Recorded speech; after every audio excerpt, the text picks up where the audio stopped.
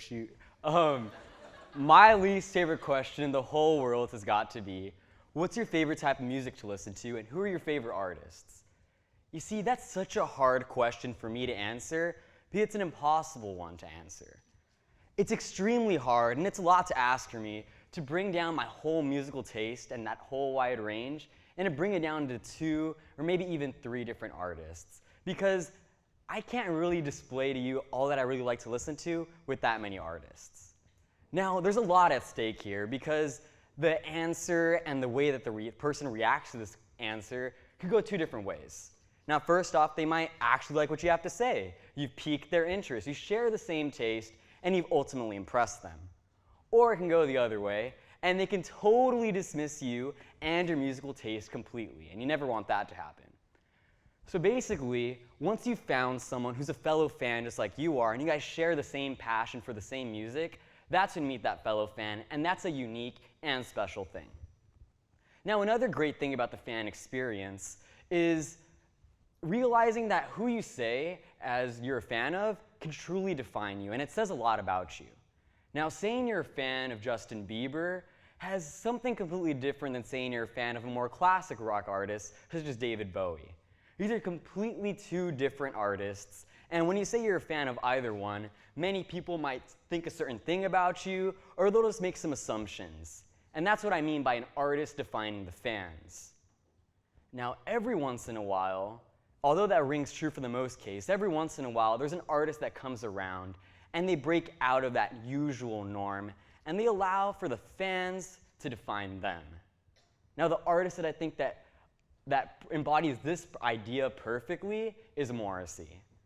Now, while I'm a huge fan of Morrissey, it isn't the only reason why I chose him for this idea. I chose him because, for being a white guy from Manchester, England, he has a surprisingly large Mexican-American following and fan base, which has grown to being one of the characteristics that define him to this day. So I don't expect a lot of you to know exactly who Morrissey is and all his music out there, so I'll give you a quick history lesson. It's been said that a lot of pop stars have to be dead to reach the iconic status that Morrissey's gained in his lifetime. Now, this is seen through his band The Smiths and his subsequent solo career, which came after. He spawned many hits, had critically and commercially acclaimed albums, and it really paved the way to prove what an indie band could be, and they were seminal works that really influenced a lot of artists to come. Now, his fan base has followed him everywhere. He has fans all over the world, but his Mexican-American fans, which follow him to this day, are what really makes this unique. But it's not only unique in that way. What makes this so special is that Morrissey's proven that he's a fan of his very own followers. And that's what I think has ensured his success and what truly makes him the artist that I think he is. Now, you're probably wondering as to how he was able to get these Mexican fans and why there's such a big deal about him. Here's a couple theories as to how that came to be. Now, one of the biggest ones, and one of my favorites, is the fact that a lot of his music deals with trying to find your cultural belonging and trying to fit in general. Now, Morrissey, through his music, he's always portrayed himself as an outsider. He's an immigrant himself. He's now living in LA, but he's originally from England. But a lot of his songs, without only focusing on being an outsider, they talk about finding that cultural belonging. Now, as Mexican-American fans, they can relate to this the most, as other immigrant communities as well, because they're trying to find that perfect balance of sticking to your roots and also assimilating into a new culture in a new country that they're living in. Now, this is something that he touches upon in his music, one of the songs called Irish Blood, English Heart, which he recognizes that he has 2 different cultures clashing together, and it's a lot that his Mexican fans can relate to. Another aspect of his music that's very similar to the one that Mexican fans probably grew up with is ranchera songs. Now, these are Mexican folk songs, and they talk about a lot of death and yearning for love. And Morrissey and the Smiths, they're known for this type of music. This is right up their alley. This is another way in which they connect to it. Now, another one of my favorite theories is the 80s connection. Now, when I first became a Smiths fan, it was because my dad passed on that music to me. Now, when he was growing up in the 80s, this was the time that the Smiths and Morrissey were coming out, making music, so it makes sense that they were becoming fans of this music. But when you think about it in this way, these Mexican fans, for the most part, especially in the LA area, they were first-generation kids. Their parents were immigrants, and they didn't really have an understanding of American culture in itself. So everything that people like my dad were growing up to in the 80s at the time, they were taking it in. It explains a big reason as to why a lot of Mexicans are fans of sports teams like the Dodgers and the Raiders, because they had a lot of success during the 80s. This is their coming of age, and right now it proves to be like a nostalgia factor, something that takes them back to the days when they were coming out. Now, I said that my dad's a fan, but it also seems to run in the blood because I found out that people like my uncle and a lot of other people in my family were fans as well. Now, I just took this as a coincidence. Yeah, it ran in the blood. But it wasn't until I actually started meeting other people and seeing who came up to me when I was wearing this shirt. Like, for example, I was wearing my shirt in the hallways here at Whitney, and one of our custodial staff members came up to me. His name is Juan. And he's like, "Whoa, man, I didn't know that you were a Smiths fan." Now, that was awesome to me, right? Like, I found a fellow fan, and he was talking about how his whole family were fans.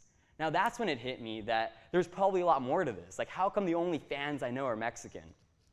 Well, everywhere else I went, even on the streets sometimes, the only people that approached me about it were these Mexican fans. So that's where I really wanted to dig deep and try to figure out how are other fans showing their love for Morrissey.